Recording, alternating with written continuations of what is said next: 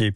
On l'a appris ce matin et je voulais qu'on y revienne dans Europe Midi. Le français Sanofi a annoncé qu'il arrêtait les essais sur son vaccin anti-Covid à ARN messager. Emmanuel Dutheil. Bonjour Emmanuel. Bonjour. Vous étiez à la conférence de presse de Sanofi ce matin. Ce que vous nous dites, c'est que ce n'est pas forcément grave.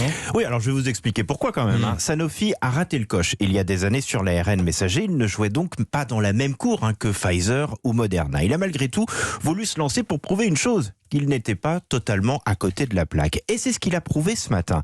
Son vaccin ARN présente des résultats très intéressant. Sanofi maîtrise donc la technologie. Mais s'il devait continuer les essais, son vaccin arriverait trop tard sur le marché. Donc pour Thomas Triomphe, qui est le vice-président de Sanofi Pasteur, l'idée maintenant, c'est d'être au rendez-vous des prochaines pathologies. Nous avons pivoté en responsabilité nos efforts de R&D.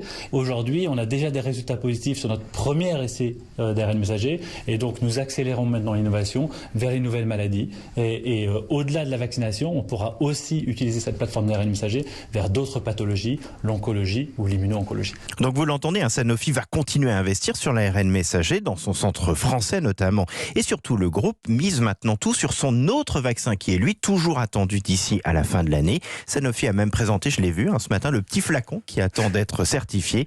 Et là, le groupe se dit certain de l'utilité de ce vaccin. Pourquoi donc ? Parce que notamment, il mise sur les campagnes de rappel. Emmanuel Dutheil, merci beaucoup Emmanuel.